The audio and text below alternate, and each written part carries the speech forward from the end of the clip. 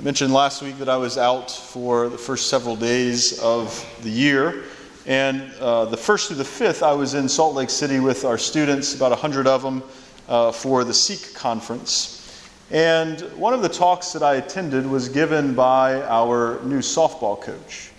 And I attended certainly to support her, but also because I knew there would be a good talk. And she did not let me down. It was wonderful. And in it, she spoke about how we as individuals show God in a unique and unrepeatable way to others. There is something unique about each one of us that manifests God's love to the world in a way that others can't. And I thought of this in terms of something I've talked about before a few times, of C.S. Lewis's idea of friendship in the Four Loves. And in that, he talks about if there are 3 friends and one of them dies, that the second one doesn't just lose the first one in their death, but that the second one loses what the first one brought out in the third one. The same thing for the third one. And so there is something unique that the Lord desires to share of himself with the world through each one of us. And this is confirmed by the sacred scripture. In 1 Corinthians, the second reading for today, we heard these words. To each individual, the manifestation of the Spirit is given for some benefit. And then Paul goes on and lists several of the gifts of the Spirit. And that these manifestations of the Spirit are given differently to each person, but it's the same Spirit that gives. Right? It's the same God that produces them all. And we're given those gifts and those particular manifestations of the Spirit for the sake of, again, showing God's love to the world. Now, this idea that God bestows gifts on us lays the foundation for how I want to approach the first reading and the gospel for today. In the first reading, we hear from the prophet Isaiah, which is in the Old Testament. And so this is in a period where man has been created. Man has been made in the image and likeness of God. He's fallen, and he's not yet redeemed. So, man made in God's image and likeness still has that image and likeness, but it's distorted because of sin. Right? It's not as good as it should be. And even then, in this period of post-fall, pre-redemption, Isaiah could write these words. For the Lord delights in you and makes your land his spouse. As a young man marries a virgin, your builder shall marry you. And as a bridegroom rejoices in his bride, so shall your God rejoice in you. And so again, pre-Jesus, pre-redemption, Isaiah could write these words that the Lord delights in us. That the Lord, as a bridegroom rejoices in his bride, the Lord rejoices in us. How often do we think of this? I don't think of it very often. I do sometimes, but not very often. The idea that the Lord delights in me. Every once in a while when I come to pray, I'll think about this, and I'll sort of sit down and just allow God to delight in me. Now, I tend to be somewhat sarcastically proud, but I'm not really. I am a little bit, but not really. And so sometimes I would say, how easy would that be to delight in me? Like, of course the Lord wants to delight in me because, look at me. But really, he wants to delight in us. He wants to have us allow him to delight in us. Right? We call God Father, and he is a father to us. And so think about the way a parent loves and delights in their child, especially before they can start walking and talking. There's a lot of delight that parents have in their children. Right? I see this all the time at baptisms. Parents come with their little babies all dressed up and like, oh, look at how precious my little baby is. Like, yeah, that is a precious little baby. Congrats. That the Lord delights in us the way that a parent delights in their child, and even more so because he's the Lord. Now, there are two pictures that I have lodged in my brain from my childhood that sort of stand out as I think about this. The first is at my baptism, right? My mom's holding me, and she's looking at me, and she just has this amazing look of love, right? Like I was mentioning, this just delighting in her creation, in her child. That is the way that the Lord wants to look at us. That's the way that He delights in us. And the second one is I'm sitting on my parents' bed. I probably was about 3 or 4 years old.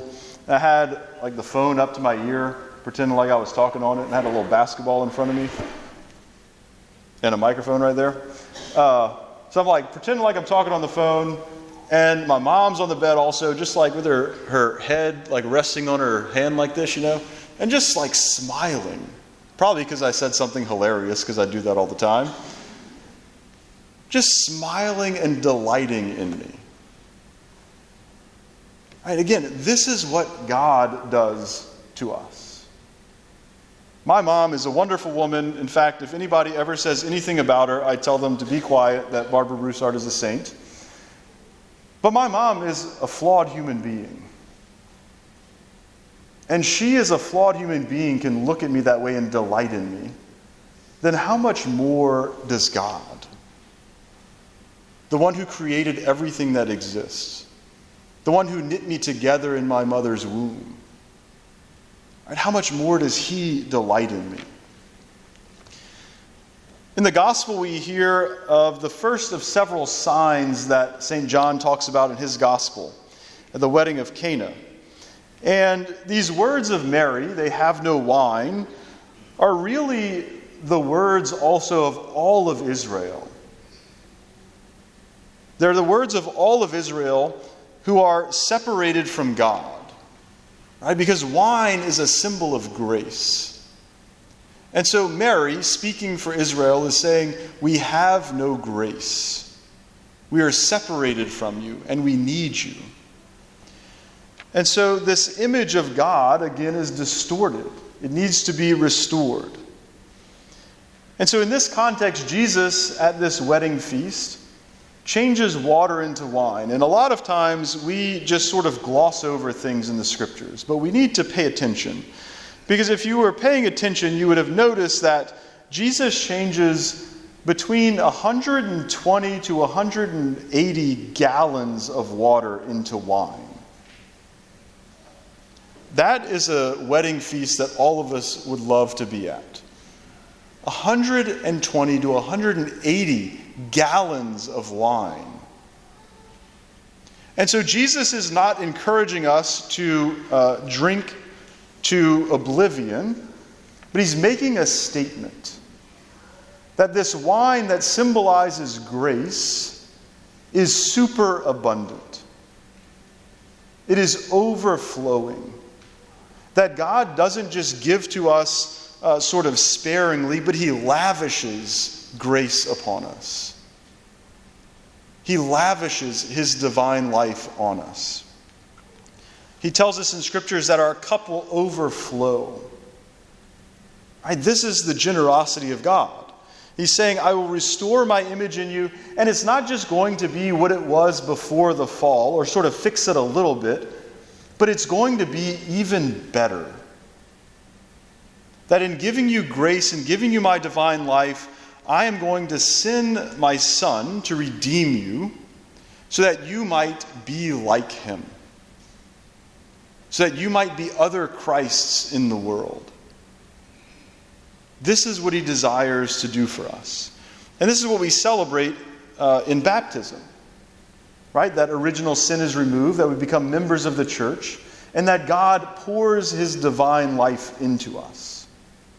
And what happens in that is spoken of beautifully in one of the prefaces for the Mass.